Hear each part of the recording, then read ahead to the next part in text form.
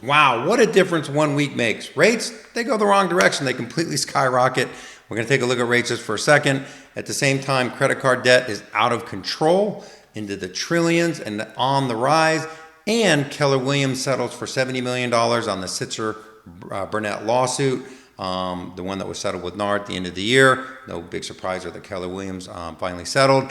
And I want to show you this really cool chart that is definitely something you want to have to be able to show future first-time home buyers that are getting into the market, because it shows just how much wealth is actually built in real estate. A lot of people have 401ks, which is kind of a forced savings plan, really a deferred tax savings plan, and taking someone's rent and letting them take that and build a serious amount of wealth is a really good thing to show buyers. So I got a really cool chart for that. Hey everyone, it's Rayce Robinson, your favorite Florida mortgage broker. And there's those 3 lawsuits out there. I butcher the names always, but Sitzer Burnett, Morley, which is definitely not right, Morel, and then No Select. So those are all the lawsuits out there. Obviously the big one, the Sitzer Burnett one, was settled or found against NAR. NAR's obviously fighting it. So you can see right here, Keller Williams settles the Sitzer Burnett commission lawsuit for $70 million. More importantly, I think it's good to look at what they're saying.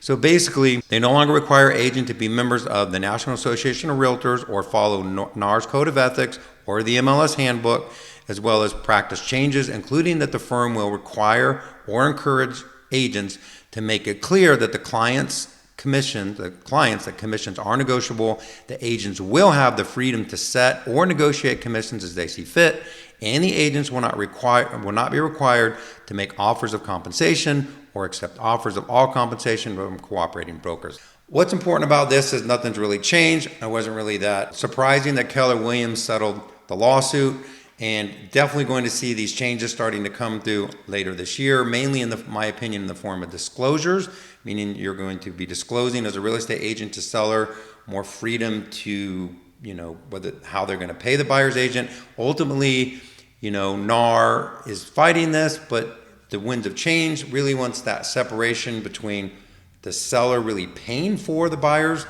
agent's commission.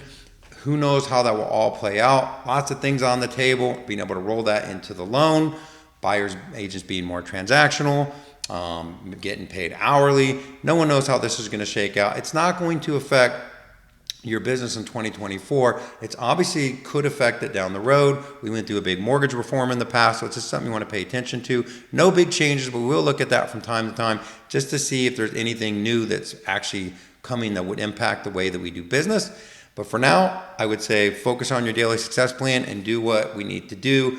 One thing that will affect the market is interest rates, and boy, did interest rates go crazy in the last week. The 30-year mortgage rates here, 8%, all the way down, 6.64%, all the way back up to almost 7%. Huge drop down to almost 6.63%, actually got a little lower than that. And then all the way back up almost to 7%. That is just wild. You can see here Redfin saying housing market update, pending sales post biggest decline in the last 4 months, dampened by rising mortgage rates.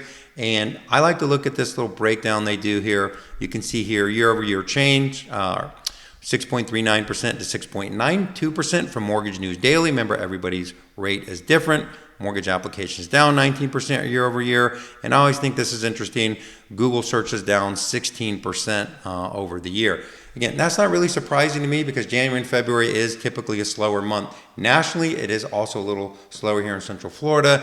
And with rates, predicted to be lower throughout the year, Jerome Powell definitely saying he's going to stay higher for longer. No really rate increases planned.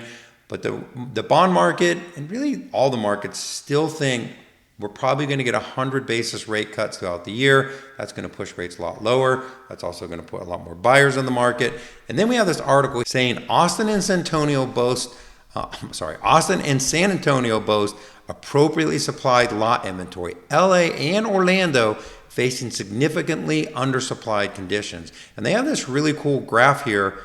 So they rank this between significantly oversupplied, which is plus 125, all the way down to significantly undersupplied. And these are lots are available, cost of lots, tracking really what's available for new houses to come out of the ground, below 75 being undersupplied. Now notice there's hardly anyone oversupplied at this 125, San Antonio at 92.1. So no one really oversupplied.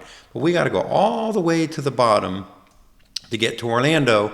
And we're really the bottom 4 of undersupplied markets. And again, that's not really a surprise. I keep saying that because all these things make sense. Orlando, so much activity, people moving to Central Florida. There's just, if you've lived here, obviously I've lived here for most of my life, and the real estate market is just so many people moving in.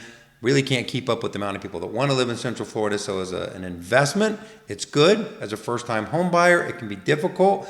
But when you buy the house, the nice thing is we don't have the ups and downs as the rest of the market. You can even see here nationally, there was a softening of the median, a little bit of a dip here.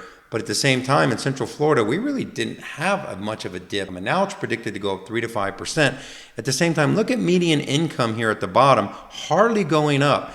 But real estate prices are always going up. So one good way to build wealth is to actually get involved in real estate. While I'm saying real estate's a great investment, U.S. credit card debt hits $1.13 trillion. I don't know that it's a record, but we had basically a $50 billion increase over a 90-day period, which just means that things are getting more expensive. Americans are going more and more to credit. Now, the interesting thing is at the same time, we have a record amount of equity in real estate, but it's really hard to unlock until rates fall. Once rates fall, I think you're going to see a lot of money coming off the sidelines. People are going to be doing cash out refinances to pay debt off, maybe to buy other real estate. So all of that, as rates fall, unleashes that equity, lets people get more out of debt. Now, of course, if you use your cash out refinance and get out of debt and just run your debt back up, that's not really a great thing to do, but it does at least give you the option. And this is a really great graph that I show first-time home buyers. So when you look here, this is a $400,000 loan amount, and I did remaining loan balance between 1, 5, 8, and 10 years. I did this 2 columns. One, if the house appreciated 0%, which by the way has never happened over the long term, you can see just in 5 years you have $23,000 in equity, and in 8 years you have $42,000 in equity. If we assume 3%, in 5 years, you have $87,000 in equity, and in 8 years, you have $150,000 in equity. That just shows that even though it's in our market, at least here in Central Florida, it's probably a little more expensive, sometimes a lot more, depending on where you're looking, to take and own a home versus renting. And that's a decision that someone renting has to make. But man, what a payoff if you can stretch and afford a house. Now, obviously, you need to qualify, you need to have reserves and all these things, but there is no better investment than taking rent, buying a house for the long term, and that's what we do every day. Rates are going to fall, push more people in the market. That's going to be more homeowners in the future, and with the undersupply conditions, that's probably going to continue to push that appreciation up. That's kind of, to me, the overview of how this year is going to play out. Rates going to fall, supply going to fall, appreciation going to go up some, maybe 5-6% in our market, and it's going to push a lot of buyers that want to buy, which is going to create a lot more competition. So that's what the market says for now. We'll keep paying attention to NAR, all these things that affect the market. If you're looking for special programs, creativity, you got a buyer that needs a second opinion, reach out to me. I'd love to help. This is Rayce Robinson, your favorite Florida mortgage broker. Have a great day, great week, and I'll talk to you soon.